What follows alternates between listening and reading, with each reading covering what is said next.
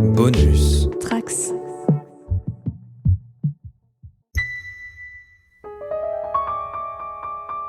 Bonjour à tous, je suis Guigui et je vous souhaite la bienvenue dans le coin pop.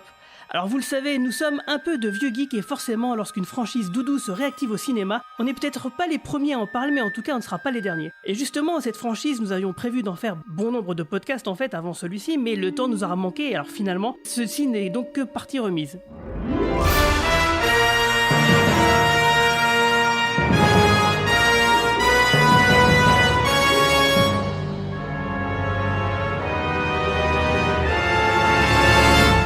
Apocalypse chapitre 6 verset 12.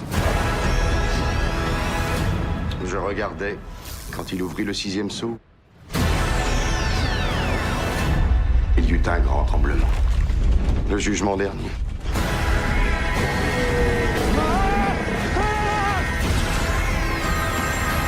Librairie de l'occulte. J'appelle à propos des événements de New York. On n'en a pas signalé depuis 30 ans des fantômes.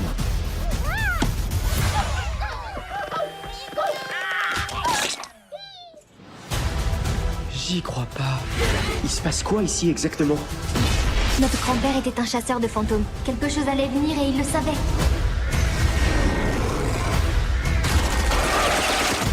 Je crois qu'on a ouvert les portes de l'enfer. Hey! On vous a manqué?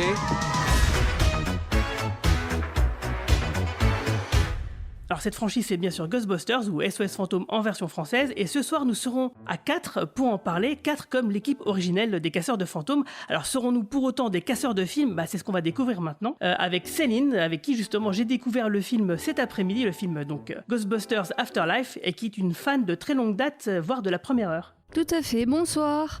Avec Quentin qui est habitué du coin pop puisque c'est lui qui vous propose des podcasts sur la filmographie des meilleurs réalisateurs de notre époque. Salut Quentin. Salut. Alors meilleur, je sais pas, mais oui, c'est moi.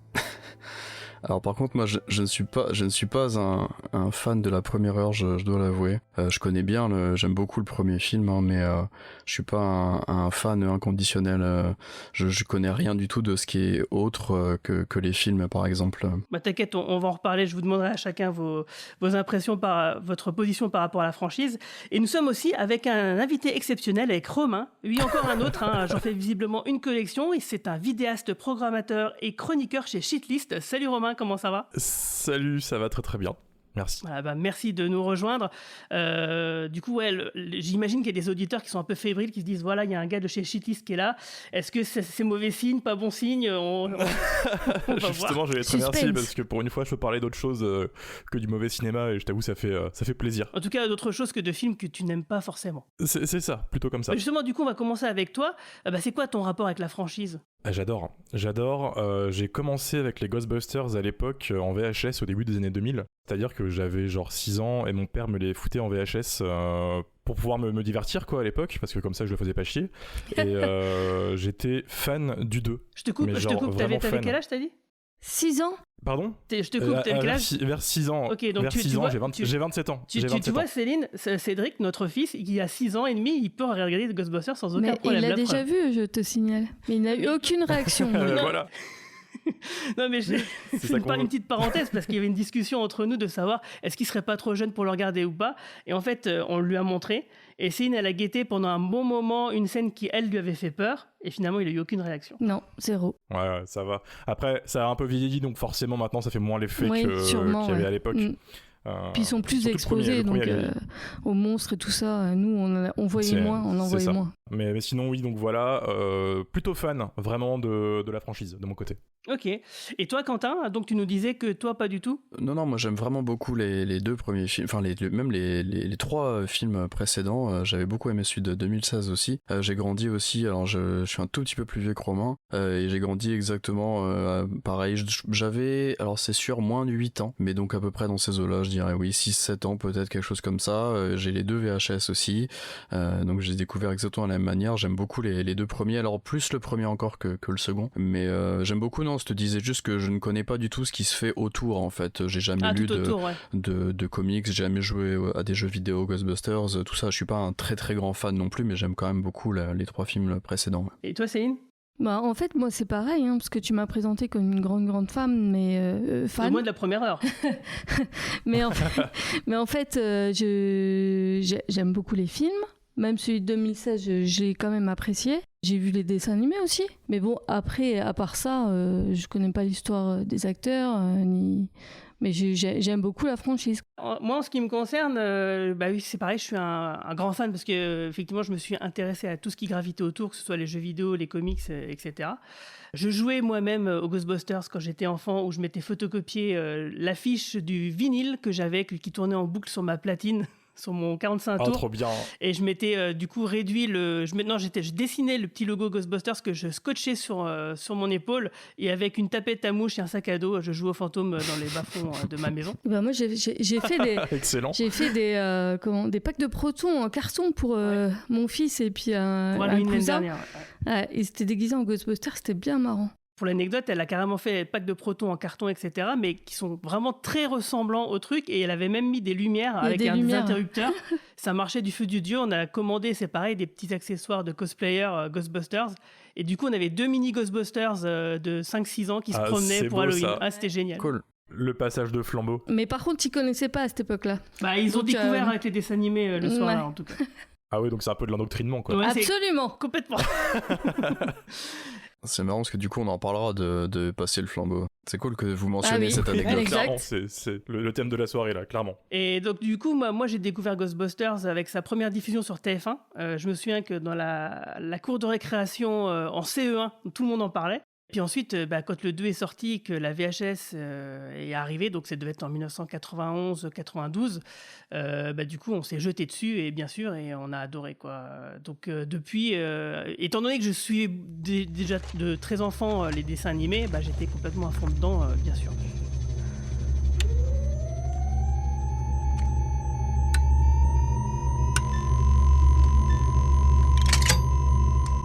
J'ai enlevé la sécurité.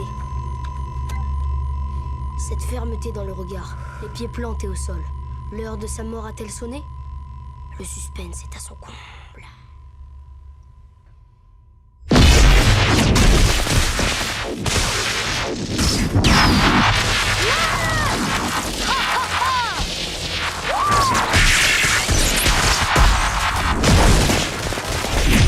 Oh purée, ça déchire. De toute ma vie, j'ai jamais vu ça. Voilà, donc on va faire 2 parties, hein, bien sûr, comme d'habitude. On va faire une partie sans spoiler et une partie avec spoiler. Donc on va se demander, justement, dans la partie sans spoiler, on va imaginer, on va parler essentiellement de ce qui concerne la réalisation, la musique, des choses comme ça, donc pas vraiment dans l'histoire. Et dans la partie spoiler, on entrera un peu plus dans l'histoire. Avant ça, encore un autre truc. Il y a un truc qui m'a fait beaucoup plu dans Stranger Things. C'était quand il y avait justement les personnages qui étaient cosplayés, déguisés pour Halloween en Ghostbusters, et ils devaient choisir leur personnage. Et je vais vous demander à chacun de choisir lequel des 4 Ghostbusters originaux seriez-vous. Toi, Céline, par exemple. Moi, je sais, c'est Winston. Moi, je veux être Winston. Pourquoi ? Parce que il est le personnage principal de la scène qui m'a fait le plus peur quand j'étais petite. C'est quand ils sont dans le souterrain, là, avec le train, et qui fait « Eh oh !» et qu'on lui répond « Winston !» Voilà.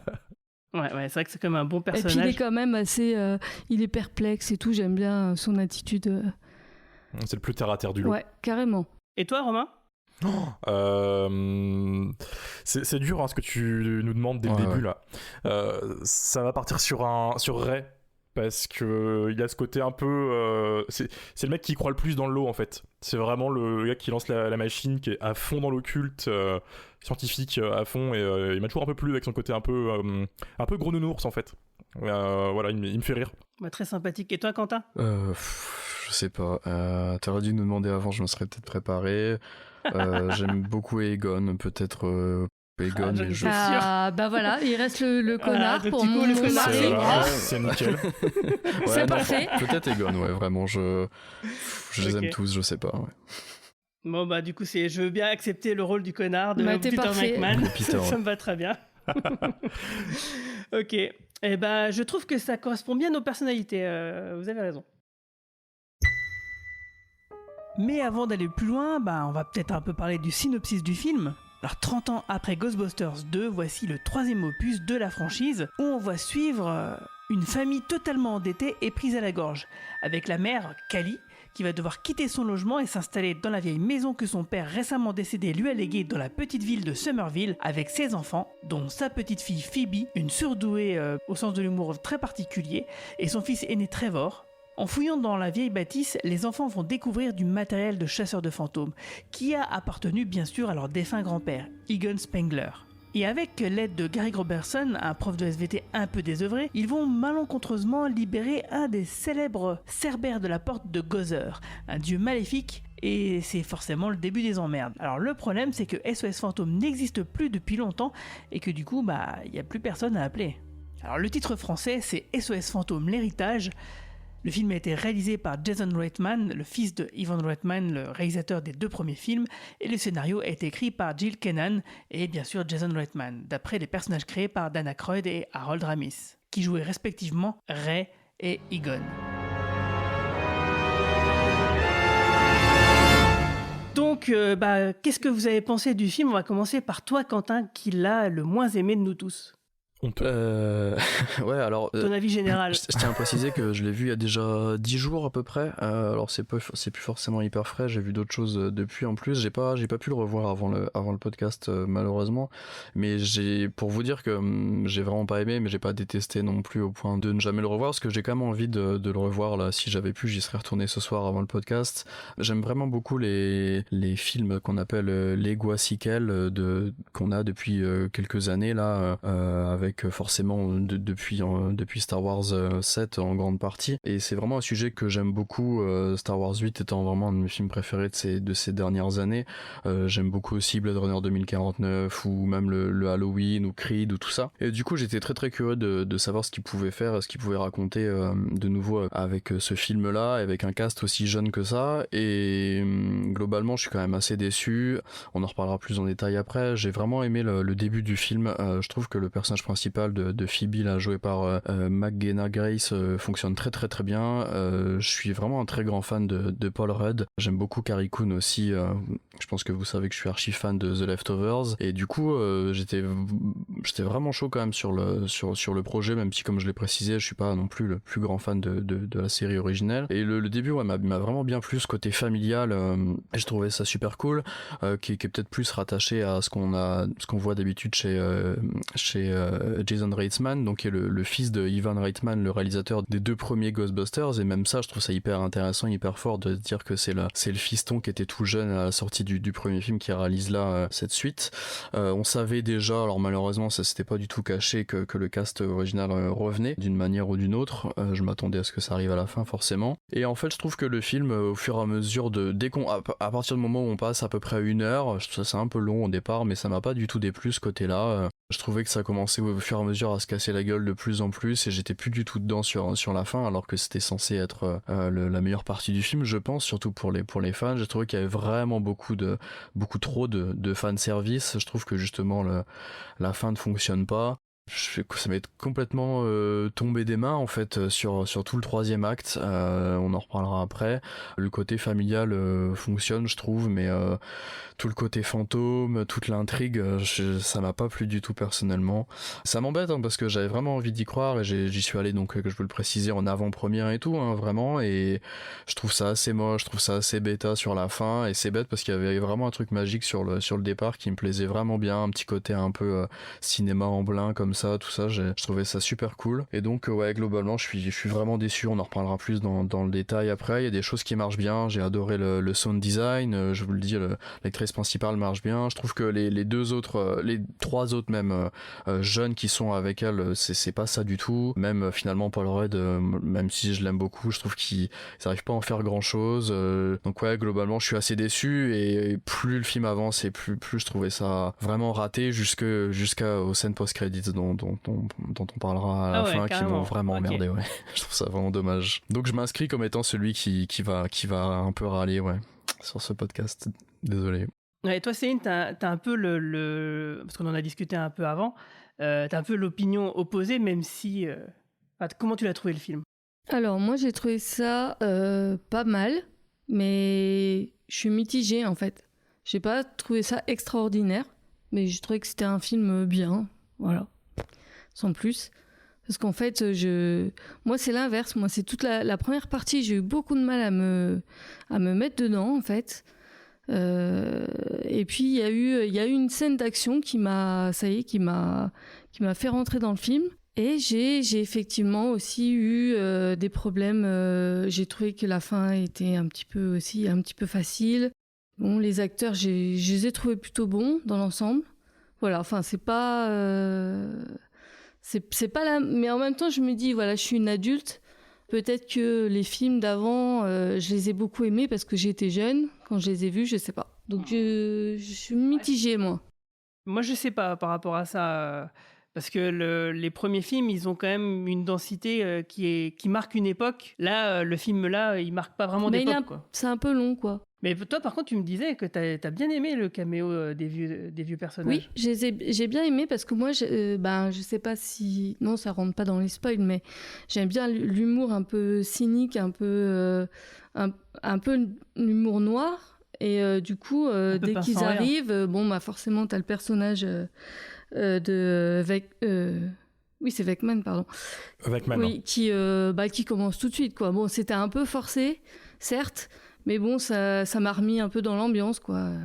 Voilà. Et je trouve que ça manquait un peu d'humour noir, un peu de... Ouais, il n'y a pas le même humour, c'est trop, ça, oui. Enfin, en fait, il n'y a pas vraiment d'humour, ça correspond à en fait. l'époque, à notre époque, quoi. C'est un film qui est dans l'air du temps. Toi, Romain ? Bah moi, du coup, j'ai beaucoup aimé. C'est moi dans le podcast ce soir qui va tenter de défendre un peu le film. C'est pas parfait, hein. C'est un film qui m'a beaucoup fait penser à Star Wars 7. Ce côté fanservice très assumé dès le début. Et moi ça me déplaisait pas. Après j'entends bien que ça peut vite en saouler certains. Mais j'ai beaucoup aimé la première partie qui a ce côté un peu amblin, comme vous avez dit, un peu Stranger Things, hein, faut pas s'en cacher, c'est à la mode, ils foncent dedans. Et c'est surtout grâce à McKenna Grace plutôt, qui joue super bien, surtout pour une gamine. Faire jouer des enfants c'est toujours un peu casse-gueule et ils peuvent vite devenir insupportables et je trouve qu'ils ont trouvé un bon combo. L'autre podcast ça passe ou ça casse. T'as des vannes qui sont très bien et d'autres qui sont juste un peu lourdes, mais le concept du perso est cool. Donc ça va. Ouais, tu dis ça parce que tu fais des podcasts. Mais non, je trouvais ça vachement bien foutu pour son budget parce que c'est un petit budget, hein, faut pas oublier. Peut-être un peu mal rythmé dans sa première heure, ça traîne un petit peu à droite à gauche, puis quand ça démarre au bout d'une heure, là c'est bon, c'est lancé. Et il y a ce sentiment de rupture, on passe d'un film en blanc à un film Ghostbusters, et là en fait quand t'es un peu amoureux de la saga, c'est du plaisir quoi. Tu sais très bien on est derrière toi et on te tape un peu sur le dos en mode regarde, t'aimes bien Ghostbusters, regarde tous les clins d'œil, bon tu le vois, tu vois les ficelles très facilement, mais moi ça m'a fait plaisir en fait de retrouver un peu ce genre de film un peu feel good qui cherche pas à être hyper ambitieux. D'ailleurs ça se voit même au décor, hein. C'est une petite ville, c'est paumé, c'est vraiment, ils ont tout fait au minimum, tout ce qu'ils ont pu. Donc voilà, ça a bien marché. C'est pas parfait, loin de là, j'ai beaucoup de choses à dire que je dirais dans la partie spoiler sur ce qui va pas, mais non, moi ça m'a eu, clairement. Ouais, en ce qui me concerne, moi je suis un peu de l'avis de Céline, hein. J'ai trouvé ça sympa, donc mitigé, mais plus quoi, moyen plus on va dire.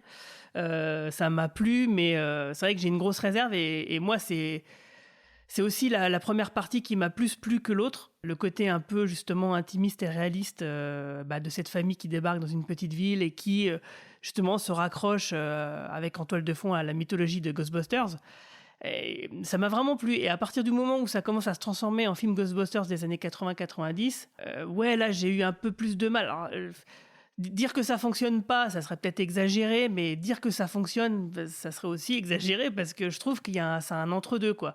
Il y a des moments, il y a des petites scènes qui fonctionnent et d'autres un petit peu moins. Donc après, c'est à vous de voir par rapport à vos critères où est-ce que vous mettez le curseur. Qu'est-ce que vous acceptez, qu'est-ce que vous acceptez pas, qu'est-ce qui est too much, qu'est-ce qui ne l'est pas. Donc voilà. Bon, en tout cas, sinon, pour revenir sur la réalisation en tant que telle, je trouve qu'elle est plutôt impeccable. Les effets spéciaux, forcément, ils sont au-dessus des deux premiers films, hein, évidemment, hein, on va pas se le cacher. Mais je dirais qu'ils sont un petit peu en dessous de celui du remake de 2016. Parce que, comme tu le disais, hein, Romain, il y a une différence de budget qui est largement notable, hein, ça se voit. Donc les effets spéciaux fonctionnent, hein, même s'il y a des plans quand même, on va pas se le cacher, qui... on va pas dire qu'ils piquent, mais on voit qu'il y a une différence, quoi. Donc la musique, elle est exceptionnelle dans le sens où elle s'inscrit complètement dans les deux premiers films Et ça fait vraiment plaisir d'avoir cette identité, cette atmosphère Ghostbusters, même si on n'était pas à New York, même si on n'était pas avec les personnages qu'on connaissait, que c'était des nouveaux personnages, et ben on l'avait quand même. Et ça me faisait vraiment plaisir. Et puis voilà quoi. Donc je pense que il faut le laisser digérer, parce que quand même c'est un film, je vais pas dire que ça fait 30 ans que je l'attends, mais ça fait quand même 30 ans que j'en entends parler. Ça fait depuis 1997 que quelque part Dan Aykroyd essayait de réactiver le projet, qu'il n'a pas réussi à le faire, et du coup en 2001, alors que ça devait se faire et que finalement ça s'est pas fait, il a fait Évolution à la place avec David Duchovny, on s'en souviendra, où c'est carrément un copier-coller du scénario de Ghostbusters mais avec des extraterrestres. Putain, c'est vrai ça. Ouais, complètement. Et j'ai pas fait gaffe. Et depuis, pendant longtemps, il y avait des rumeurs. Il a essayé de le faire pendant plus de 20 ans, juste derrière, qu'il a jamais lâché l'affaire. Et il y a juste toujours Bill Murray qui traînait des pieds, qui a jamais voulu s'y mettre. Bill Murray qui était fâché avec Harold Ramis en plus, donc qui jouait Egon. Donc une vraie brouille qui a duré 20 ans, où ils sont rabibochés peu de temps avant la mort d'Harold Ramis. Donc voilà, il y a tout ce... Et puis en plus de ça, il trollait. Je ne sais pas si vous vous souvenez, quand il apparaissait au MTV Music Awards, grimé en Peter Venkman avec un pack de protons sur le dos, ou quand on le voyait dans le film, comment il s'appelle, Bienvenue à Zombieland, oui. C'est ça. Donc c'était clairement du troll de sa part, en disant qu'il ne ferait jamais un film Ghostbusters, et puis dans le même temps, il faisait ça. Donc il y avait clairement de sa part je ne sais pas quoi exactement ce qui se passait entre tous les acteurs et tous les producteurs, mais en tout cas quelque chose. Et donc le fait que effectivement Harold Ramis soit décédé, que Bill Murray se soit rabiboché avec peu de temps après, qu'ils aient fait le film de 2016 qui n'a pas vraiment fonctionné, en tout cas qui n'a pas totalement acquis le public, le faire adhérer à sa cause. Bon, peut-être que ça lui a mis mettre de l'eau dans son vin, et que finalement, c'est ce qui a permis, in fine, le fait aussi que soit Jason Reitman, le fils du réalisateur original, qui a repris le relais. Cet aliment de planète font que ce film ne s'est fait que maintenant, et que finalement, il y a quand même une charge émotionnelle qui est assez grande dans tout ça. Et d'ailleurs, j'allais te demander par rapport au côté petit budget dont on parlait et au décor, je sais que c'est un film qui a été repoussé de nombreuses fois, mais est-ce que ça a été tourné avant la pandémie ou... Avant, oui. Oui, parce qu'il devait sortir en l'été 2020. Ah oui, ok. D'accord, merci. C'est bien ce qui me J'ai semblait. encore la couverture du Mad Movies de décembre 2019 avec marqué « Regardez les films de 2020 » et t'avais une belle photo du Lecto One en couverture. Ok, merci. Et donc oui, le film a été repoussé à cause de la pandémie, même il a été tourné en 2019. Donc voilà, je crois qu'on a fait le tour, et c'est peut-être le moment de rentrer dans la zone spoiler. Il est là! On fait quoi? Je la kiffe cette voiture.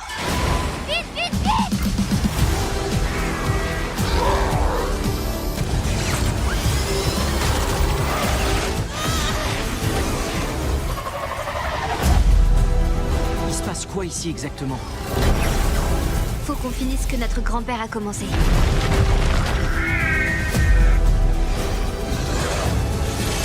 C'est pas bon ça.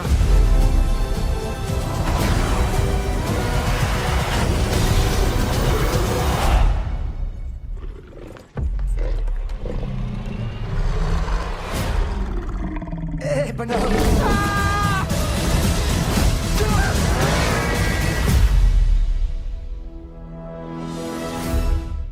C'est ça, c'est dur d'en parler sans spoiler parce qu'il y a beaucoup de choses à dire en fait. Ouais, c'est clair. Je te sens chaud, Romain, vas-y, tu peux commencer. Ouh là là. Je vais commencer par ce qui ne va pas. J'ai teasé un peu ça tout à l'heure. Je trouve que c'est un film qui a un peu le cul entre deux chaises, et c'est un peu à cause d'Harold Ramis. Ils sont dans la situation Carrie Fisher, ce qui fait que on fait un film autour d'un personnage qui malheureusement ne peut pas participer au film pour des raisons évidentes parce qu'il est décédé. Mais on fait un film qui ramène un peu tout le monde. Je te coupe juste pour dire, je suis pas vraiment d'accord, parce que Carrie Fisher, quand ils ont fait le Star Wars 9, c'était pas prévu qu'elle meure, mais c'était prévu que son personnage... Enfin, ce que je veux dire... pardon. Oui. Je vais reformuler. Oui.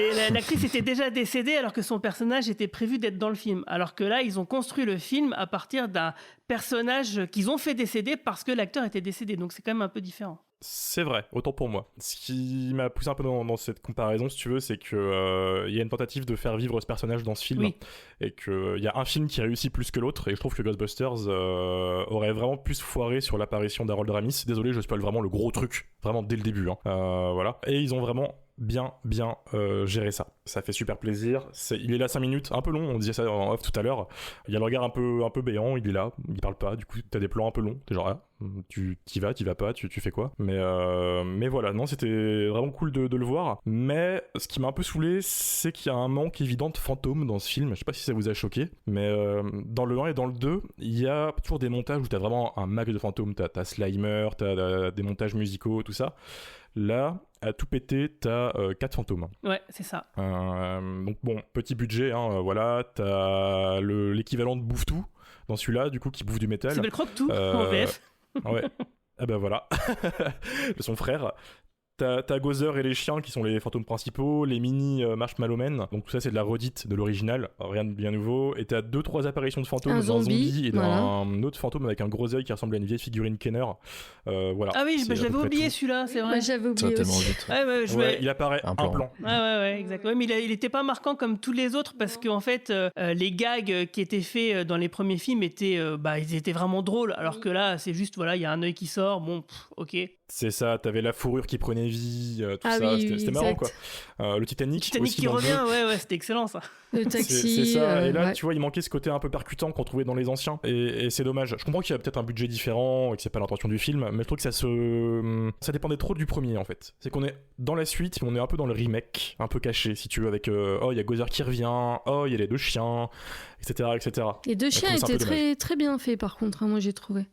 Ouais, au niveau des effets spéciaux, oui, c'est vrai que là-dessus, il n'y a pas à chier, c'est plutôt réussi. Plein d'effets spéciaux de plateau, des animatroniques bien old school qui sont super bien faites, et ça fait grave plaisir à voir en 2021, parce que c'est rare. Donc là-dessus, non, rien à dire. L'autre déception que j'ai, c'est que les premiers Ghostbusters, c'est des films qui sont très improvisés au niveau des dialogues. Souvent, la caméra roulait et c'est les mecs qui partaient en live, quoi. D'ailleurs, c'est un film du Saturday Night Live, il me semble, si je le prononce bien. Voilà. Donc, on trouve pas cet esprit-là du tout. Pour le coup, c'est très dialogué, c'est très écrit, en fait.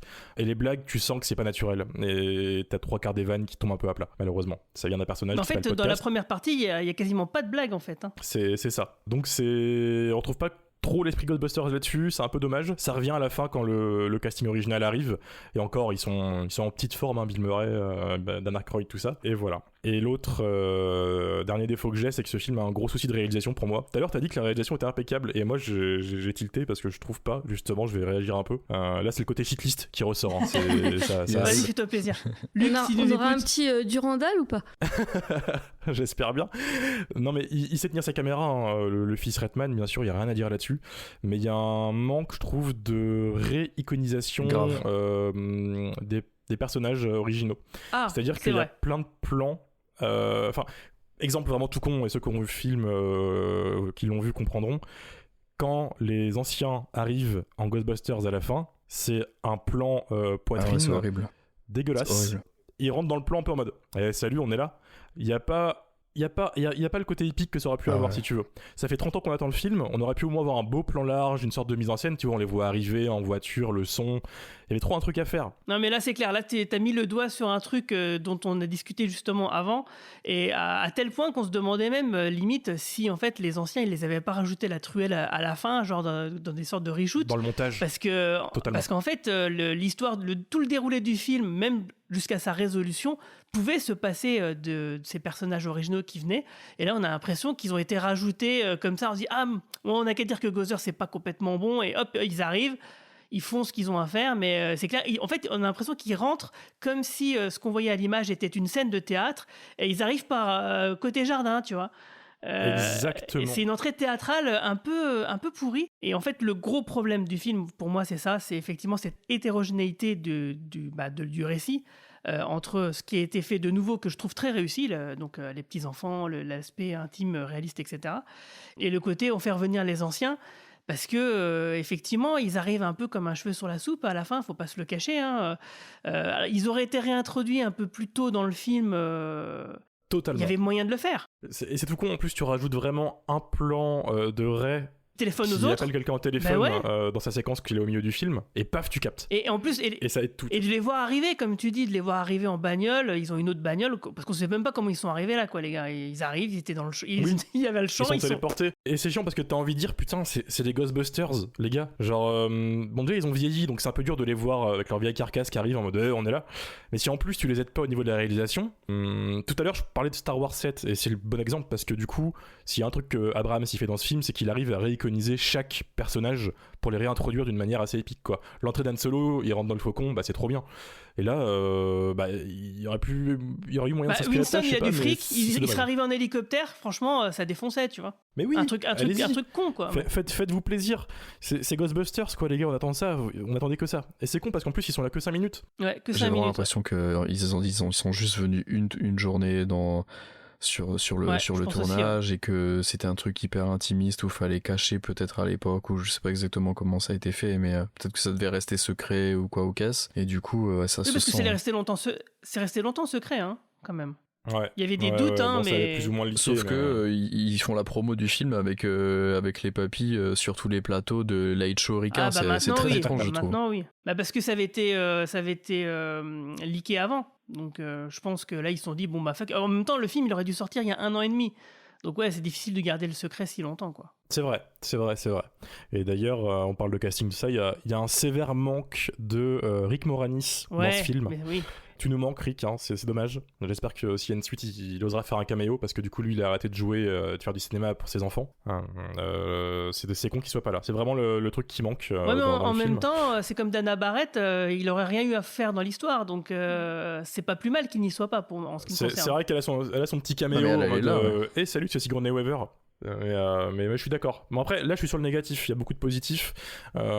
J'étais très, très heureux de voir un film Ghostbusters qui change de ville et de décor. On associe beaucoup Ghostbusters à New York parce que bon, bah, c'est leur ville. Mais oser tout délocaliser dans une ville perdue, c'est assez couillu de leur part.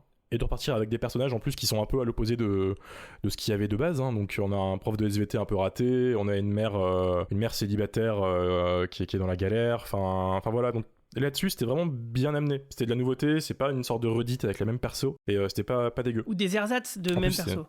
Ersatz, c'est le bon mot, ouais merci. Et j'aime beaucoup ce côté, on redécouvre un mythe, même si j'ai du mal à croire que les gens aient oublié l'existence des fantômes. Ça, c'est raté de ouf. C'est un peu con, hein. On peut se dire qu'il y a eu une grosse campagne de désinformation. Voilà, de désinformation. Mais bon, je suis d'accord avec vous. Attends, quand t'as quand t'as la statue de la liberté qui a changé de place, à un moment donné, les gars, quand même, quoi. Mais, tu connais pas les techniques. Pas du 2, hein. Ils n'osent pas parler du 2. Justement, je me permets de rebondir là-dessus parce que il parle pas du 2, mais il y a quand même du coup le fait qu'on retrouve Dan dans le magasin. Ça, c'est que dans le 2. Tout à fait. Et aussi, il y a le personnage de Paul Rudd qui dit ça fait 30 ans qu'on n'a pas vu un fantôme. Donc 30 ans, ça correspond au Ghostbusters 2, en fait. Ah, ok.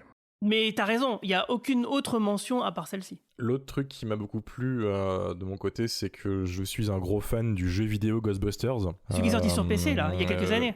Ouais. Et qui fait un peu office de vrai 3e film, en fait. On est d'accord. C'est ça, en fait, ce jeu vidéo, si vous pouvez y jouer, jouez-y. C'est écrit par Redman, par Rémi, tout le monde est là. C'est un vrai Ghostbusters 3 qui est très très bien. Et en fait, il y a Winona Ryder, je crois aussi, non, qui fait une voix. Le personnage. Peut-être, j'ai pas capté si elle était là. Je crois que le personnage féminin que drague Peter Venkman, c'est elle. Tu joues un rookie et tu suis l'équipe, tout ça dans New York, etc. C'est très très bien.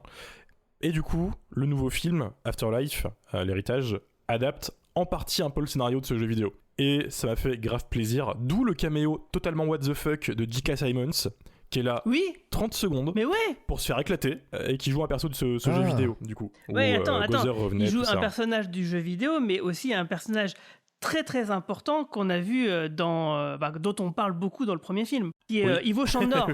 Ivo Shandor, qui est le fameux mec qui a fait construire le building où a lieu les événements du premier film, et dont sont l'intrigue principale de ce film-là, Afterlife, est parfaitement lié, où là on explore complètement ce qu'il a fait. Et d'ailleurs, moi c'est un des trucs que j'avais vraiment adoré, parce que pour ma part, dans Ghostbusters le premier, l'affaire Gozer n'était pas réglée du tout, parce que Yvon Chandor, on pouvait très bien imaginer que le mec il avait fait une secte ailleurs, qu'il y avait d'autres choses. Et toutes les explications d'Egon dans le premier film sous-entendaient ça, qu'il pouvait donc avoir un rebondissement. Et d'ailleurs, c'est pas pour rien que dans le dessin animé, il y avait souvent la menace du bibadom chamallow qui revenait. Dans les comics Ghostbusters qui sont parus chez IDW, qui est une side comics absolument géniale, dont un jour on fera un podcast dessus, oui, effectivement, la menace de Gozer, c'est un peu... elle est toujours là, en fait. C'est un peu une épée de C'est leur grand méchant, quoi. Exactement. Ouais. Un monstre terrible va pénétrer dans notre monde et cette maison sert de porte d'entrée. L'architecte s'appelait Ivo Shandor. Son nom était dans l'almanach du monde astral. C'était aussi un médecin. Il opérait les hommes à tout va, sans aucune nécessité. Et dans les années 20, il a fondé une société secrète. Oh, laisse-moi deviner. Gozer et ses adeptes. Bravo. Je suis un cancre, hein. Après la Première Guerre mondiale, Shandor décida que notre race ne méritait pas de survivre. Il n'était pas seul, il avait déjà 1000 adeptes quand il est mort. Ils se livrèrent à leurs rituels sur le toit, mais ces rituels étranges avaient pour but l'anéantissement du monde. Et aujourd'hui, nous sommes au bord du cataclysme. Oh, mes frères, soyez tout de douceur. Wow, le Messie va Il faut sortir de cette tôle. Il faut trouver un juge qui nous sorte de là. Hé, Stop!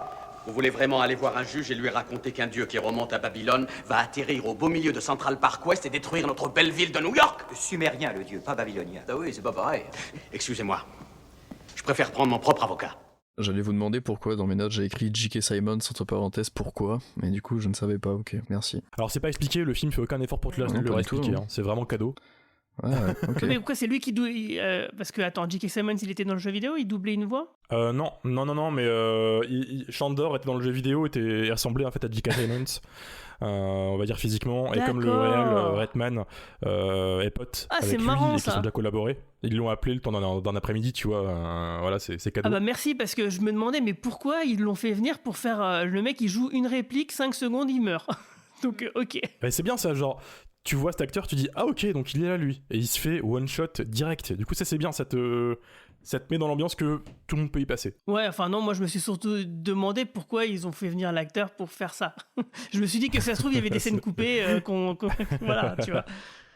Genre peut-être ils l'ont fait jouer des scènes de flashback qui ont été coupées au montage et que c'est super dommage et qu'on verra dans la version longue, tu vois. Possible aussi. Mais non, mais à part ça, voilà, c'était. En fait, c'est con, mais le fanservice m'a eu. Je comprends que ça peut en faire chier certains, mais moi, j'attendais pas plus de ce film, en fait. La franchise, pour moi, était un peu morte depuis un bon moment. J'ai pas trop aimé le 2016, qui est pas nul non plus, mais qui m'a pas non plus marqué. Et faire un film hommage comme ça à Ramis, j'ai trouvé ça assez touchant, assez bien fait, parce que ça peut vite devenir pas respectueux. Et t'es en territoire connu tout le long du film, et ça m'a plu. Simplement. Pour rebondir sur le côté hommage à Harold Ramis, est-ce que quand tu le vois revenir en Force Ghost comme ça là, t'as pas envie de verser une larme plus pour Ramis que pour le personnage d'Egon, tu vois? Tout à l'heure on parlait de Star Wars et c'est ce que Star Wars 9 que je déteste arrive quand même bien, très très bien à faire avec Leia, je trouve. C'est que t'es touché parce que c'est Leia, plus ou au moins autant que parce que c'est l'actrice, et je trouve que ça marche pas dans celui-ci par rapport à l'apparition à la chipote, mais ouais, alors qu'il y a tout le build-up sur le fait que c'est le grand-père, et je trouve qu'il y a un vrai raté par rapport à ça, c'est vraiment dommage. Non, moi j'avais la gorge nouée, hein. Moi j'avais la gorge nouée, hein. J'étais vraiment même si effectivement j'ai trouvé que sa scène où on le voit apparaître en fantôme, elle était un peu longue parce qu'en fait il prend 5 minutes pour checker tout le monde. Salut, t'as vu, ça viens, on se fait un câlin. Toi t'as fait un câlin, non? Étant donné qu'il parle pas, ça fait quand même très étrange, quoi. Ouais, mais ça aurait été encore plus étrange qu'il parle, hein. Non, ce qu'il aurait fallu, c'est qu'il reste 5 secondes, quoi. Oui, voilà, 10 secondes. qu'il apparaisse furtivement et ouais, qu'il fasse pas un check à tout le monde, quoi. Ouais, c'est clair. Mais en tout cas, moi, ça m'a vraiment touché parce que effectivement, on a d'un côté un peu méta, le fait que ce soit Jason Reitman, que Harold Ramis s'était pris la tête avec Murray des années auparavant. Enfin, tout ça, c'est fait que effectivement.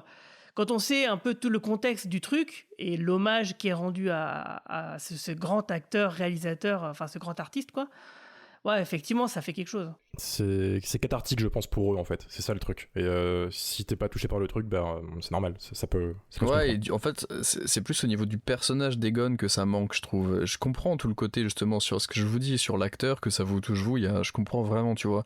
Mais sur le personnage, dans ce que le film te raconte, si t'es... Ah, je suis pas d'accord. Si t'es un enfant qui découvre la franchise, ou même un ado qui découvre la franchise, qui a pas vu les autres, et qui suit l'histoire de cette héroïne, la Phoebe, je trouve qu'il manque peut-être quelque chose par rapport à entre Egon et sa fille ou sa petite fille, ou ça manque par rapport à ça, je trouve vraiment, en fait. Bah moi je suis pas trop rentrée dedans parce que je trouve que leur brouille elle est pas crédible en fait. C'est ça. Entre les différents Ghostbusters d'origine. On se demande pourquoi tout simplement il leur a pas montré concrètement ce qui se passait parce que pourquoi Ren l'a pas cru, etc. Oui, c'est vrai que c'est étrange. C'est un postulat de départ qui est un peu bancal. Ouais, c'est vrai que je vois mal Egon disparaître du jour au lendemain, et je vois mal Ray ne pas le suivre, parce que lui aussi il est fan d'occulte, et que par normal il l'aurait capté, il l'aurait suivi, quoi. Voilà. Ouais, que Peter à la rigueur, mais Peter, Ray c'est bizarre. Ouais. Mais le postulat en plus c'est trop cool. Enfin, moi je trouve que l'intro elle est vraiment bien, parce que il y a un vrai côté un peu Luke Star Wars 8, voilà, le mec il est reclus dans son la grange, la ferme et tout. Ça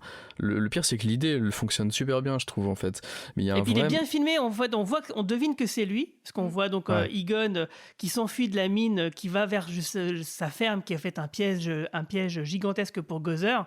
Il essaie de la tirer, ça ne fonctionne pas, et en fait on voit toujours un acteur de loin dans la pénombre où c'est flouté, etc. Donc on sait que c'est Egon, et du coup ça fonctionne vraiment très très bien cette scène d'intro. Ouais. Mais sur la relation mère, fille, père, là, enfin grand-père, c'est un truc qui marche pas. C'est un peu dommage sur le final, je trouve. Je chipote un peu, hein, mais... Bah moi je trouve que ça marche bien, par contre, parce que justement Phoebe elle est quand même accompagnée par son grand-père fantôme, lampe de poche, lampe de bureau, va par-ci, va par-là, viens on travaille ensemble, on joue au jeu d'échecs, enfin cette partie-là, il y a quand même une sorte de relation qui s'est instaurée d'outre-tombe entre lui et sa petite fille. Moi, j'ai trouvé ça vraiment très mignon, quoi. Ouais. Et... que par contre, il fait aucun effort avec sa fille Egon en fantôme. C'est vraiment la petite fille. Par contre, la daronne, voilà. Bah c'est pas plus mal en fait qu'ils aient pas grandi avec leur père, parce que je vous rappelle que il voulait se trépaner lui-même. Oui. Il fait des expériences sur les enfants, sur des petites filles justement, avec des petits chiens. Il est pas non plus. Non. C'est vrai. Finalement, c'est pour ça que la petite fille, elle a un petit côté dingo que moi j'ai bien apprécié aussi, parce que elle n'hésite pas à tirer au proton, avec les packs de protons direct dans une ville, pas de problème. Donc, oui, elle s'en fout complètement. Et elle menace même le shérif avec, donc c'était pas mal quand même. C'est vrai. Je me disais, c'est bien la petite fille de Egon. Ouais, puis elle a peur de rien, elle se laisse pas du tout impressionner. Franchement, elle a du charisme là-dessus, elle a un humour très décalé, on va dire. Ça m'a fait sérieusement le triangle obtus. Ouais, les blagues sur les triangles, sur le fait qu'ils soient obtus, le petit clin d'œil, tout ça, moi ça m'a tué. J'ai vraiment ri de bon cœur, parce que ça m'a surpris. Et donc non, moi je trouve que c'est plutôt pas mal. Et puis effectivement, le fait que le petit fusil de Tchekhov au début, il y a pas de photo de moi dans la maison comme par hasard. Puis quand elle va à la fin dans l'espèce de laboratoire, elle voit qu'effectivement, si en fait, évidemment que si, il y a des photos d'elle. C'est feel good. Voilà. Donc il y a quand même quelque chose. Je te trouve un peu dur, Quentin, là, sur ce sujet. Il y a tout le build-up, tout du long, ce que vous avez précisé, la lampe, la partie d'échecs et tout, mais il n'y a pas le climax au final où là, t'es censé justement pleurer, en dehors du fait de savoir qui est l'acteur et de l'histoire, etc., sur le fait que, elle retrouve enfin son père, ils peuvent enfin se dire au revoir, ou que sais-je, tu vois. Il manquait une vraie belle scène à la fin. Alors, muette, ça aurait pas été évident, peut-être, effectivement. Je trouve qu'il y a un vrai loupé sur cette fin-là. En plus, comme vous dites, il est en train de errer là avec ses potes, avec son sourire et tout, et il manque vraiment pour moi le climax de cette relation qui aurait pu marcher vraiment hyper bien, je trouve, jusqu'au bout. C'est juste ça. Ouais, je sais pas. Alors, je sais pas, après effectivement c'est difficile de démêler l'émotion par rapport à l'acteur du reste. Alors peut-être qu'il faudrait des gens qui n'ont jamais vu le film qui puissent nous dire ce qu'ils en ont pensé. C'est ça, ouais. Peut-être laisser le temps de permettre de digérer tout ça aussi. C'est un film qui vient de sortir, et au bout de plusieurs visionnages, on aura peut-être un meilleur recul. Il y a des films qu'on apprécie mieux plus tard, parce que moi, c'est mon cas. C'est ça. Par exemple, attention, ça balance, opinion populaire, mais plus ça va, plus je trouve que Ghostbusters 2 est un meilleur film que Ghostbusters 1. Oh voilà. C'est une confession que je fais ce soir. Quoi moi, j'ai toujours trouvé très bien le 2. Je me doute que les gens, ils se sont dit oui, non, il est pas mal. C'est la même chose que le premier et tout ça, mais il y a des personnages dans le 2, moi, qui me font mourir de rire. Oui, c'est sûr que Peter McNichol, il est excellent. Il y a des scènes que tu as envie de revoir, comme par exemple la baignoire qui essaye de bouffer le bébé. Ça, c'est culte pour moi. Ouais. Enfin, t'as beaucoup de choses. Non, mais le monde du psychique, j'en ai même fait une BD. Le monde du psychique, c'est l'édition de Peter Venkman. Je crois que ça doit être ma séquence préférée. Pas de bol. Mais ouais, donc le temps permet des fois des choses bizarres d'arriver. Donc voilà, j'assume totalement cette opinion bizarre. Mais c'est pas une opinion bizarre pour moi. Faut le digérer. Ouais, enfin, on va pas rentrer dans un débat sur Ghostbusters 2. C'est juste que, effectivement, le gros défaut qu'on peut lui reprocher, c'est d'être un copier-coller de la structure narrative du premier. Mais ça, à la rigueur, c'est commun à beaucoup de suites de films de franchise à l'époque. En général, on refaisait souvent le même film. Et voilà, moi j'ai. C'est même le cas là, en fait. C'est ce que j'allais dire. Oui, mais avec Gozer, à partir du moment où il y a Gozer qui apparaît. Ouais, non, c'est quand même beaucoup plus subtil parce que t'as pas le montage dont on parlait tout à l'heure déjà. Oui, ça c'est dommage. Pas exactement la même structure. Effectivement, on retrouve quand même le final où il y a Gozer. On retrouve l'élément central du film qui est la capture d'un fantôme lambda, on va dire. Dans les deux cas, c'est une espèce de bouffe-tout en plus. Enfin, c'est une espèce de bonhomme gélatineux. Il y en a un vert et là, ce coup-ci, il est bleu. Mais sinon, à part ça, je trouve qu'il y a quand même beaucoup de différences, rien que par le fait que ce sont des personnages différents, quoi. Là, c'est des jeunes enfants qui vont à l'école. C'est pas une entreprise qui essaie de se monter. Enfin, il y a beaucoup de différences qui fait que on est loin d'une photocopie comme Ghostbusters 2. Ou même que le remake de 2016 d'ailleurs. C'est plus du fanservice qui est très qui est pas lourd mais qui est vraiment dans ta gueule. Quoi, oui, là on est dedans. Et je pense qu'il y avait ce côté aussi où là on parle du film, de son histoire, etc. Mais d'un point de vue production, ça me paraît normal. Je pense que Sony a très mal vécu le flop de 2016 et qu'ils n'allaient pas faire autre chose qu'un truc sécurisé, on va dire. Donc ça reprend tous les codes Stranger Things à la mode, etc. Plus des trucs bien connus, donc tout ce qu'il y a dans le premier, pour que les gens reviennent. À mon avis, c'est aussi l'objectif de ce film, c'est de se réconcilier avec les fans, tout simplement. Ouais, c'est un peu dommage. Enfin, j'ai quand même bien aimé le film. J'ai l'air de critiquer tout le temps, mais j'ai bien aimé le film. Mais là, c'est vrai que Gozer... Avec le coup des chiens. Non, moi ça me va. Comme je te le disais, le fait que ça a toujours été attendu, ça a toujours été sous-entendu d'ailleurs. Qui revenait, mais pour lui, le temps n'est pas important, donc il aurait pu revenir dans.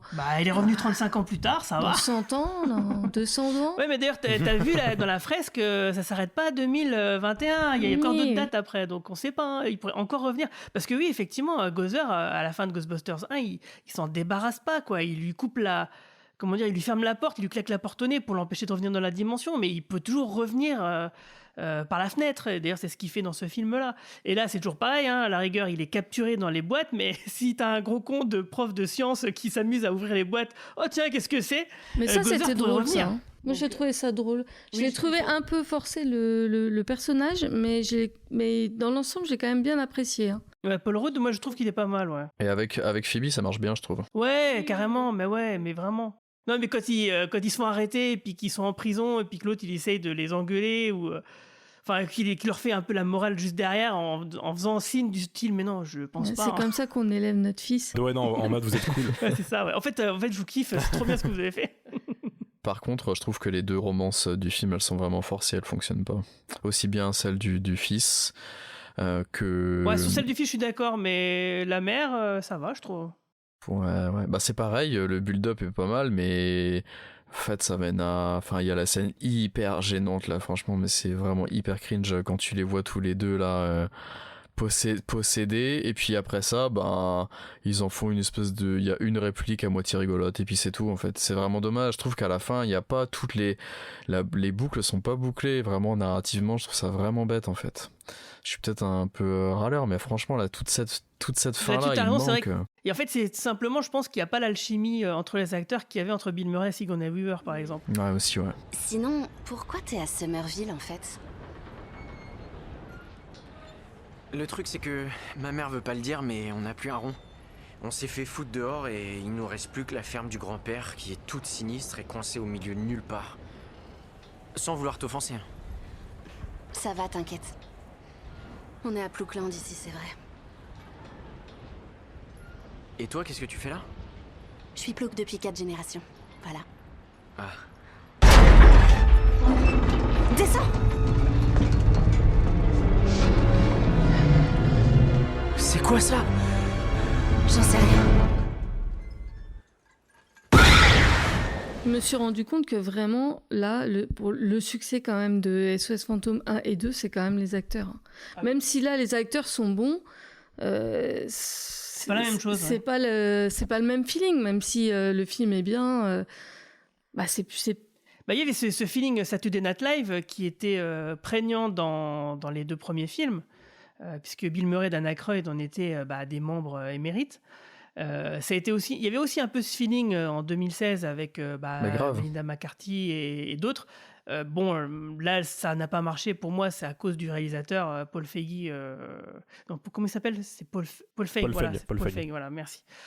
Paul Feig qui avait réalisé beaucoup d'épisodes de The Office. Là, ça marchait très bien. Mais moi, je trouvais que son film de 2016, il y avait plein de choses qui ne fonctionnaient pas au niveau des blagues et de l'humour. Alors, malgré le grand talent des actrices, qui en plus se connaissaient très bien et qui avaient une vraie alchimie entre elles. Et c'est pour ça que c'est un vrai gâchis, ce film de 2016, parce que voilà, il y a plein de choix. Il n'est pas si mal. Il n'est pas si mal, mais c'est encore une fois, c'est ce côté remake, quoi.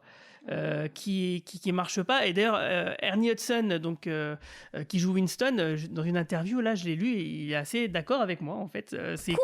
Oui, je te jure, quand tu lui as posé la question à son avis pourquoi le film de 2016 n'avait pas fonctionné, il disait qu'il pensait que c'était le fait que ce soit un remake et pas une vraie suite, quoi. Tout à fait. Moi j'aurais préféré avec les mêmes personnages, effectivement, une nouvelle histoire, dans le même univers, quoi. Une nouvelle histoire avec une franchise Ghostbusters, Ernie Hudson, il disait les Orin auraient dû être leur fille, par exemple. Tu vois, leur fille, ou bien tout simplement des fans, ou peu importe, quoi, qui reprennent le concept, parce qu'il y a des fantômes qui réapparaissent.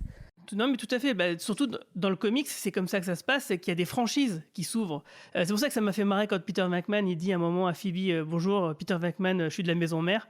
Ça m'a fait marrer parce qu'effectivement, dans le comics, il y a plusieurs franchises. Il y a d'autres Ghostbusters que les originaux et ça se transforme en vraie petite entreprise, quoi. Et c'est ce côté-là qui aurait dû être développé en 2016 avec de nouveaux personnages, quoi. Mais là, dans ce film-là, c'est comme si les Ghostbusters n'avaient jamais existé, en fait. Presque, ouais. Et c'est ça qui est quand même étrange, hein. Quentin, il a raison là-dessus, hein, quand il dit que c'est un peu raté le fait que il y a que Paul Rudd parce qu'il a la quarantaine. Il sait ce qui s'est passé à New York 35 ans plus tôt et il s'étonne que les enfants ne soient pas au courant. Enfin, je veux dire, moi, à partir du moment où demain j'ai la preuve qu'il y a la vie après la mort, je crois que je vais le retenir quand même. Hein. Non, mais même pas que ça. Je veux dire, c'est un événement. Ouais, il y a eu la fin. Ils ont échappé à la fin du monde 2 fois. Franchement, non, mais ça même marque si tout le monde a fait style. C'est pas des fantômes, tout ça. Tu vois, après, le fait qu'il y ait des Ghostbusters. Tu te dis, si tu acceptes que ça se passe comme ça au début du 2, parce qu'au début du 2, alors que ça ne se passe que 5 ans après les événements du premier film, tu peux accepter que 30 ans plus tard, c'est fonctionné aussi, dans ce cas, si on part comme ça. Après, tu sais, actuellement, il y a encore des gens qui doutent de la pandémie actuelle. Hein. Oui, c'est vrai. On ne cherche pas à comprendre. Faut pas chercher plus loin. De la forme de la Terre. Surtout qu'en termes d'écriture, je pense que en fait c'était pas très compliqué parce que là en plus quand le prof il leur explique, ils vont sur YouTube, ils tapent Ghostbusters ou je sais pas quoi et hop ils trouvent direct les slogans publicitaires de l'époque et tout. C'est pas si caché que ça, si secret. Et en fait je me demande si on n'aurait pas juste pu dire en fait tout le monde est au courant, c'est un truc légendaire et tout le monde en parle et tout ça. Mais en fait ça aurait été juste la mère.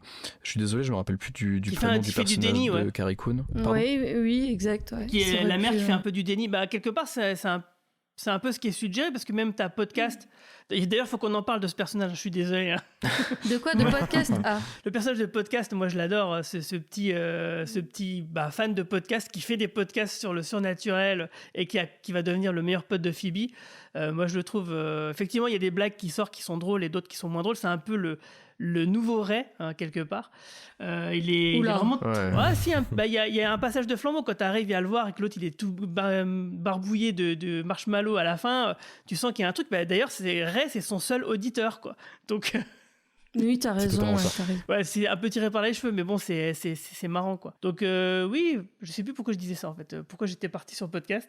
Mais en tout cas, tu trouvais que c'était un personnage intéressant. Je te disais qu'en fait, tout le monde aurait pu le savoir, même les enfants, les jeunes et tout, et ça aurait été juste Phoebe qui découvrait, ah bah en fait, ouais, finalement, c'est mon grand-père, tu vois. Mais parce que podcast, il lui dit bien, quoi, tu crois pas aux fantômes après tout, avec toutes les preuves qui existent? Donc c'est que quand même, tu vois, c'est diffus un peu dans la société d'une certaine manière. Ouais. Il y avait un truc à jouer un peu plus intelligent que ça, je pense, surtout avec le personnage de Paul Rudd, je pense. C'est un peu dommage, mais... je pense que t'as raison, parce qu'en fait, il y a des moments qui sont un peu longs dans le film, et je pense qu'ils auraient dû utiliser ce temps pour un peu plus développer ce world building, pour... légitimer le fait que voilà, les fantômes, c'est admis, qui y croit, qui n'y croit pas, quoi. Voilà, par exemple. Et jouer effectivement sur l'idée des fake news pour dire, bon, il y a des gens qui sont quand même complètement dans le déni, qui refusent d'y croire, et qu'ils pourraient croiser des personnages de ce style-là au sein du film pour justifier un moment donné où ils sont face à quelqu'un, genre le shérif, par exemple, qui pourrait tout simplement dire, non, moi, j'y crois pas, c'est des conneries, quoi. C'est encore les gauchos qui nous font un coup pareil. Je veux pas y croire. Ouais, c'est ça, tout simplement. Ils sont pas spécialement effrayés, les gens dans la ville. C'est vrai. Quand ça arrive, je me souviens, quand il y a une lueur, il y a une dame au bord d'un trottoir qui regarde à elle, qui regarde devant elle, mais ouais, les gens, ils ont pas... Non. C'est pas les bons réflexes. Non, c'est clair. Moi, je vois un truc comme ça, je crois que je rentre dans un bâtiment quand même pour m'abriter. Les Américains. Ouais, on aurait dû en voir avec un gun, on est en train de leur tirer dessus. C'est ça. Ils vont faire des ça, c'était drôle aussi quand elle dit des flingues, il y a que des flingues, c'est nul. Ouais, ça sert à rien. Ouais, c'est vrai. Mais d'ailleurs, justement, dans cette scène-là, on voit que Podcast, c'est quand même un personnage quand même qui compte, parce que c'est lui qui a l'idée de libérer le fantôme qu'ils avaient capturé plus tôt, qui est enfermé avec le pack de protons dans la cellule par le shérif. Donc il le fait libérer parce que c'est un fantôme justement qui bouffe tout ce qui est métallique. Et du coup, en faisant ça, il bousille la porte de la cellule et ils peuvent récupérer leur matériel. Ou manger le matos surtout, mais bon. Oui, manger le matos, c'est exact. Là, t'aurais été dans la merde. Il aurait fait un petit rototo radioactif. C'est clair. Je trouve que pour te répondre sur podcast, comme je l'ai précisé tout à l'heure, je trouve vraiment que ils ont une super idée avec Phoebe, le frère pourquoi pas. En plus, moi je trouve que l'acteur est plutôt sympa. Il joue pas mal, mais il a pas grand chose le personnage n'a pas grand chose à faire là, je trouve. Et en plus, on passe un peu trop de temps.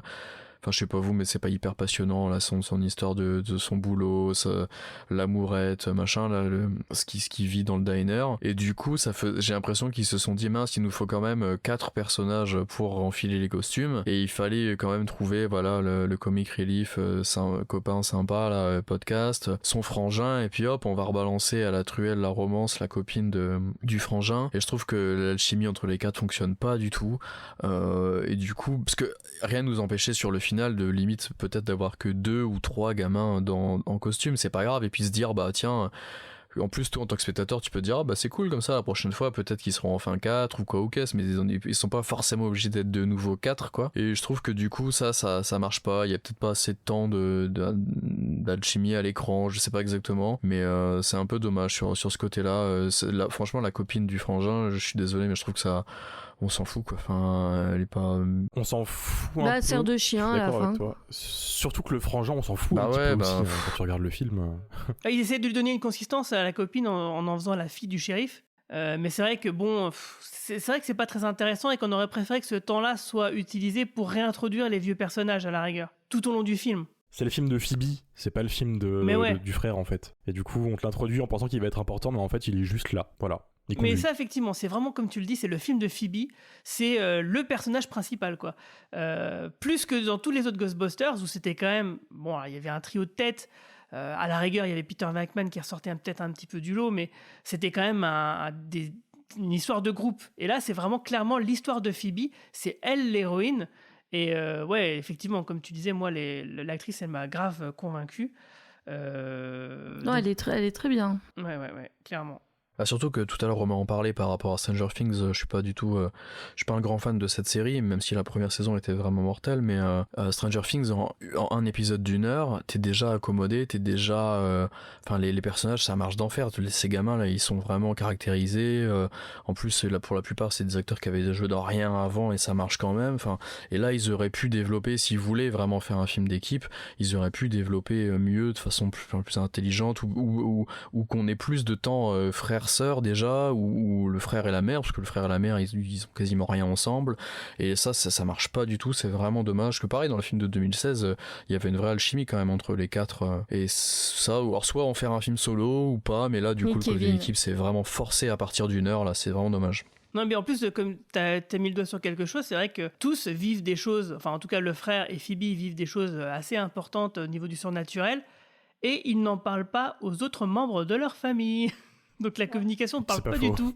Et quand t'as le frère qui est avec les copains après de la mine et qui a un gros truc bizarre qui sort et tout, il n'en parle pas à sa mère. Phoebe, elle découvre des trucs très chelous. Elle voit des surtout, fantômes. elle voit des... elle est avec un fantôme. Ouais, et puis elle n'en parle pas à sa mère. Puis elle n'est pas trop... elle, c'est par rapport à son caractère, elle n'est pas trop choquée, mais c'est normal parce qu'elle intériorise tout. Donc du coup, elle réagit... Elle explique qu'elle intériorise tout, effectivement. Ouais. Mais quand même, quoi. D'ailleurs, juste petite parenthèse sur la scène de la mine, quand on les voit avec, on les voit avec les amis là, du jeune couple. Il y a une actrice qui s'appelle Paulina Alexis, qui est une très très bonne actrice, qui joue dans une série qui est vraiment mortelle actuellement, qui s'appelle Reservation Dogs. J'espérais qu'on la voit un peu plus, mais en fait, elle est là que sur cette scène-là. C'est vraiment dommage. Voilà, petite parenthèse, c'est vraiment bête parce que j'y avais moyen, je pense. C'est une super actrice. Je vous conseille la série Reservation Dogs qui est dispo sur Disney+ en ce moment. Il n'y a qu'une saison, mais c'est vraiment super. Et donc, sinon, qu'est-ce que je pourrais dire ? Je t'ai coupé, je suis vraiment désolé. Non, vas-y, non, j'ai réfléchi. Je voulais faire du forcing. Je voulais faire du forcing sur cette série qui est vraiment une des meilleures séries de l'année. Et quand j'ai vu sa tête, je me suis dit, il recommence. Quelle série ? Comment elle s'appelle la série ? On peut parler aussi de ce qui nous a plu, non ? Parce que là, on a beaucoup critiqué quand même. Vas-y, attends, dis-nous ce qui t'a plu, vas-y. Ah, c'est moi qui commence ? Vas-y, c'est toi qui commence, du coup, voilà. Déjà, j'ai bien apprécié les effets spéciaux. J'ai bien aimé les chiens, là. Je les ai trouvés vraiment crédibles et effrayants. Après, bon, j'ai bien aimé la petite histoire. Et puis, à partir du moment où, en fait, Phoebe est dans la voiture avec son frère et il commence à chasser le fantôme, je me suis pris au jeu, en fait. Et jusqu'à la fin, je me suis pas trop ennuyée. Je me suis même carrément pas ennuyée. Et juste la fin m'a un petit peu... je l'ai trouvé un peu... peut-être un peu facile. Mais sinon, j'étais bien dans le rythme. C'est vrai qu'on en a pas beaucoup parlé de cette scène de la course-poursuite avec l'Ecto 1. J'ai trouvé que c'était quand même une super méga bonne idée. Elle était très bien, elle était vraiment. Clairement, parce que l'Ecto One dans les anciens, on la voit pas trop. C'est juste un moyen de transport. Ça reste un moyen de transport. C'est ça. Alors que là, c'est ce que je disais tout à l'heure en termes d'iconisation, elle est plus iconisée que l'ancien casting. Exactement, et carrément. T'as tout à fait raison, c'est ça. Le matériel des Ghostbusters est plus iconisé, est carrément iconisé, alors que le casting d'origine, non. Parce que finalement, tu peux devenir un Ghostbuster. C'est ça qu'ils disent. Ouais. C'est ça, en fait, tu peux avoir l'uniforme avec ton nom et tu es un Ghostbuster. Et c'est pour ça que, justement, il y a beaucoup de cosplayers qui se cosplayent en Ghostbusters, mais qui ne mettent pas le nom d'un des personnages des films, mais qui mettent leur propre nom. Et donc, qu'on salue bien, parce que des fois, on les croise sur des salons et des festivals, on leur fait des bisous. C'est l'uniforme aussi qui est très important. C'est comme aviateur. Ou... On fait quoi ? On chope. Quoi ? Mais d'abord, une photo.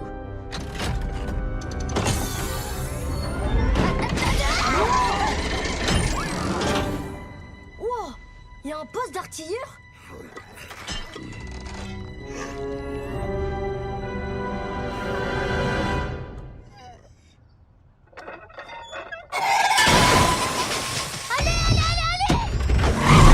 La montagne aussi avec l'espèce d'ouragan là, ça c'était pas mal.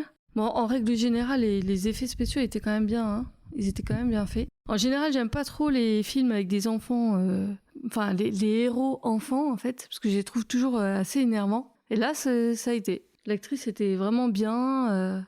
Enfin voilà. J'ai pas. C'est plus un aspect général que j'ai trouvé bien plutôt que certaines scènes. Par contre, j'ai pas trop aimé moi les petits bébés d'hommes. Bibendum Chamallow. Je trouvais que c'était ouais, pas... là, c'est clairement du fanservice dont on aurait pu se passer. Par contre, qu'on entende des cris dans le magasin, ça, je trouvais sympa. Ouais, c'est une scène full Polaroid, hein, vraiment. Je trouve. Là, il a tout ce qu'il faut pour. lui, faire... il est bon. Ouais, il est bon. Lui, il est bon. Sur ce passage-là. C'est pas oui, l'acteur là aussi. Est-ce qu'il a déjà été mauvais? Aussi, ouais. Je trouve que. C'est un peu. Tout à l'heure, j'ai pas rebondi dessus, mais c'est la caution SNL de nouveau, en fait. Saturday Night Live complètement, en fait. Ouais. Et sur ce genre de scène, du coup, c'est vas-y à fond, quoi. Et du coup, ça marche d'enfer, je trouve.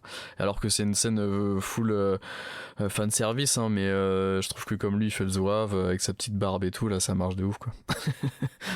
Et d'ailleurs, justement, comment ça se fait, selon vous, que la marque de ces chamallows, de Bibendum Chamallow, elle soit toujours en vente? Moi, je pense qu'après les événements traumatisants de 1984, j'ai du mal à imaginer qu'il y ait des gens qui veulent encore l'acheter. Mais ils ont une bonne com, hein, qu'est-ce que tu veux? Une très bonne communication. Peut-être gérée par clairement. Peter Venkman, d'ailleurs. Ah oui. Au contraire, ça fait une super pub d'avoir un de ces produits en géant qui veut détruire le monde. Ça montre le cynisme un peu américain, du commerce américain. Et du coup, effectivement, c'est un truc comme ça qu'ils auraient dû faire, ouais. Il y a un détail incroyable sur les bonhommes chamallows. Alors ça, c'est vraiment le truc de gros geek. Hein. Ils attaquent au milieu du film Paul Rudd. Ils sortent de leur paquet, ils sont tout beaux, tout neufs, hein, les chamallows. Les bonhommes chamallows qui attaquent à la fin podcast dans la voiture sortent de la boîte à gants ou de la voiture et sont tout vieux, tout fripés parce que c'est les chamallows que bouffait Egon dans la voiture. J'avais pas fait gaffe, bien vu. C'est un détail, je pense que c'est ça peut pas être autre chose. Ouais. Voilà, c'est des détails que on doit être trois à avoir vu. Clairement. Voilà, c'est vrai, parce que quand tu trouves un bout de Kit Kat dans un de ces vieilles uniformes, de Crunch. C'est du Crunch. Ah, ok. Je crois. Oui, je crois que t'as raison. T'as du Crunch, il y a le Twinkie aussi qui fait son apparition. Ouais, super placement de produit, les gars. C'est ça, son placement. T'as sa collection Egon de champignons aussi dans l'arrière-plan. Dès qu'un mec se mouche, il faut qu'il garde la mort, c'est comme ça. Et toi, du coup, qu'est-ce que t'as aimé dans le film alors? Parce que tu nous disais que t'aimais bien, Romain. J'ai été très très enjoué par quasiment tout le casting. Je parlais de la vieille carcasse des vieux, mais évidemment ça fait grave plaisir de les voir, hein. Quoi qu'ils fassent, c'est toujours cool de les voir en costume. Paul Rudd, toujours du génie, c'est-à-dire que ce mec en fait c'est un nounours, en fait quoi qu'il fasse c'est trop bien. Il a ce pouvoir d'avoir un charisme incroyable, je trouve. Et ça passe très très bien avec Phoebe, comme vous l'avez dit tout à l'heure. Donc clairement c'est un film pour moi qui repose sur ce casting, et visuellement c'est une jolie tuerie, quoi. C'est bien filmé, ça a un beau décor que ça met en valeur. Donc non, c'était plutôt dépaysant là-dessus. Belle photographie, très bonne prod, des super décors aussi. La baraque de d'Egon, parfaite, quoi. Plein de détails que tu peux regarder en arrière-plan, tout ça. Tu vois le toaster de Ghostbusters 2 aussi à un endroit. Donc il y a vraiment une sorte d'amour. Ce film pue l'amour pour Ghostbusters en fait. Et ça, quand t'es sensible à ça, ça fait grave plaisir. Musicalement parlant, tu l'as dit tout à l'heure, hein, Iggy, c'est la musique des originaux et t'es dans l'univers que tu connais, c'est trop bien en fait. C'est un comfort movie, tout simplement. Feel good. Et ça m'a plu. Ouais, mais tout en étant quand même relativement différent par toutes les éléments qu'on a notés tout à l'heure. Et c'est ça qui est quand même... je veux dire, le pari était tellement risqué, était tellement casse-gueule, qu'il ait réussi à ce point-là en fait un film satisfaisant pour moi. C'est ça, et comme toi, j'avais la gorge un peu nouée dans les 2 dernières minutes. Je trouve que l'hommage est très très beau. Le plan final, que je spoil, désolé, quand Egon disparaît et que la caméra va au ciel avec marqué pour Harold, je trouvais ça vraiment très très ça beau. se finisse comme ça, ça m'a surpris. J'ai eu ça m'a vraiment ému, j'avoue. Et du coup, c'est ça aussi qui amène aussi une suite. Et cette suite, elle est aussi amenée par des scènes post-génériques. Alors nous, on a raté la deuxième. Hein. Oui, merci Guillaume. Voilà, parce que comme je suis malade, je sais pas si ça s'entend, mais d'ailleurs, j'ai envie de me coucher là directement. Je voulais rentrer plus tôt. Et après avoir passé la première scène générique, je me suis dit, c'est bon, il doit pas en avoir d'autres. Et puis en fait, si. Donc vous allez nous raconter ce que c'était. C'est le drame. Mais on va parler de la première d'abord. On va parler de la première. Surtout que la deuxième, c'est la mieux en fait, du coup. C'est dommage. Ah là là, ouais. J'aurais inversé l'ordre en fait, de mon côté. On va en parler. Oui.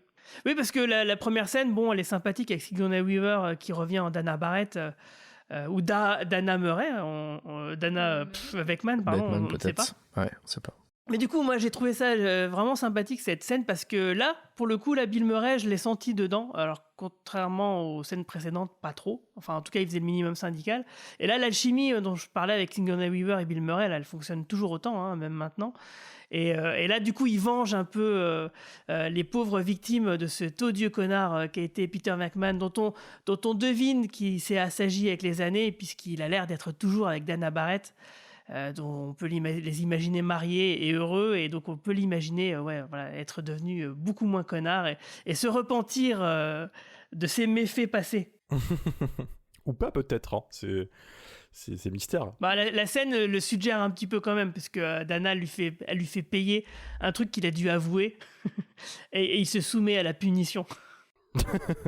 Ça fait un peu scène de film MCU ou enfin sur les post-credits MCU où oui, en fait il se force à en mettre deux, une comique au milieu et une qui teasera une suite à la toute fin en fait. Et du coup là ça fait totalement ça. Ouais, j'étais très content de retrouver forcément Sigourney Weaver, même si au point où on en était, je me suis dit qu'on n'était plus à ça près de fanservice.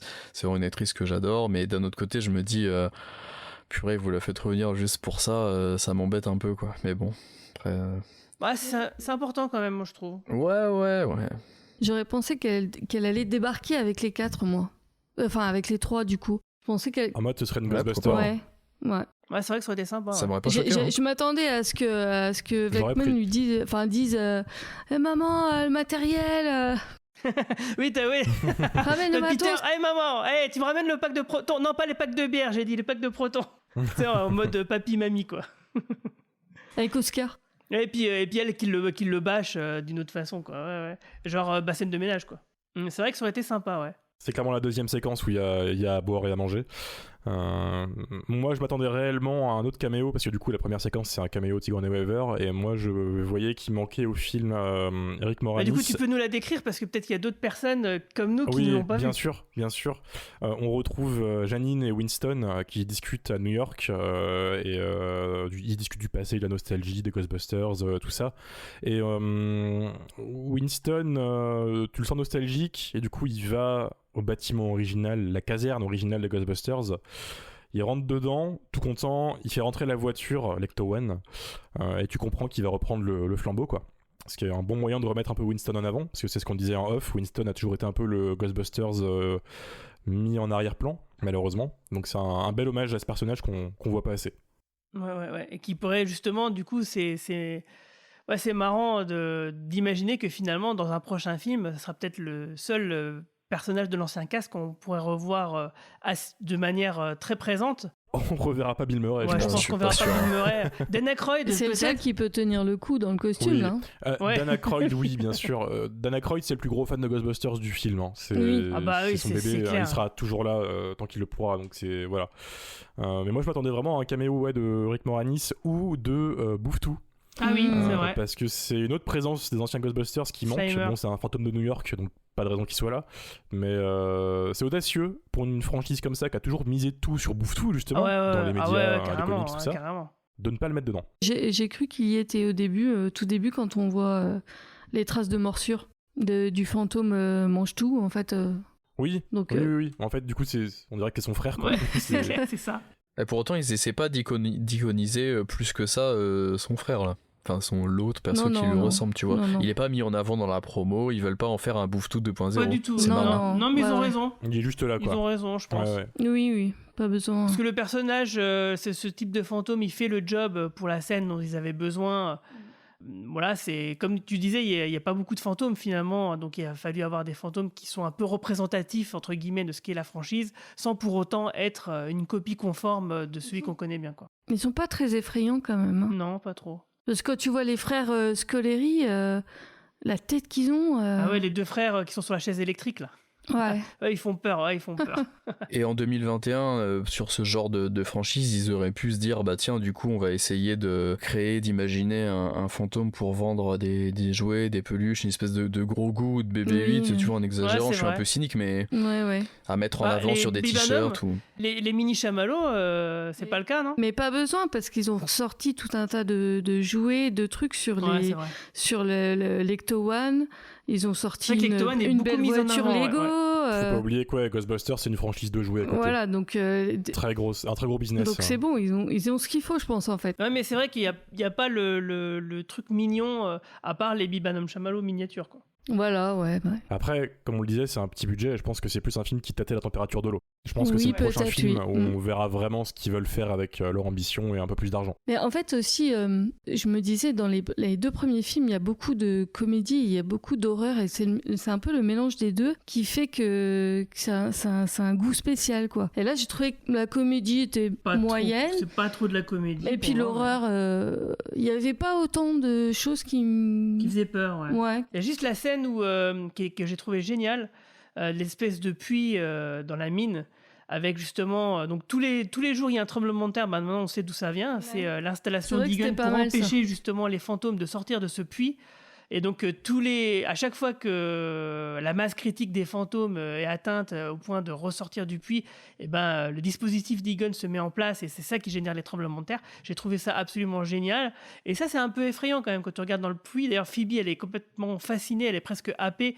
Si son frère l'avait pas tirée, peut-être elle serait tombée dans le puits d'ailleurs. Cette scène-là, elle est quand même un peu flippante. Mais moi, je trouve le début, il est bien. Le début, il est bien stressant. Quand Egon il est poursuivi, tout à fait. Mais après, c'est quand même assez soft, quoi. Ouais, ça va. On va dire que. D'accord. Bon, après, encore une fois, les premiers films, je les ai vus, j'étais petite. Toi, t'as eu peur de Bouffe-Tout quand ils l'ont vu, Peter Venkman. Alors, j'ai eu peur du pauvre Winston, j'ai cru qu'il allait mourir. C'est vrai que la scène dans Ghostbusters 2 avec le train, elle est géniale. Et d'ailleurs, qu'est-ce que vous avez pensé de la nouvelle version de Gozer? Alors, c'est le sosie d'Olivia Wilde, déjà, faut le dire. Ah oui. Et j'ai trouvé que c'était sympa, le maquillage est très très très bien fait, et l'actrice, oui c'est une actrice qui le joue, faisait bien le taf. Il est peut-être un peu trop éclairé, en fait ça démystifie un peu Gozer, on le voit bien, on la voit en premier plan minutes. Et tout, ouais. C'est ça, là tu le vois vraiment en gros plan, tout à fait.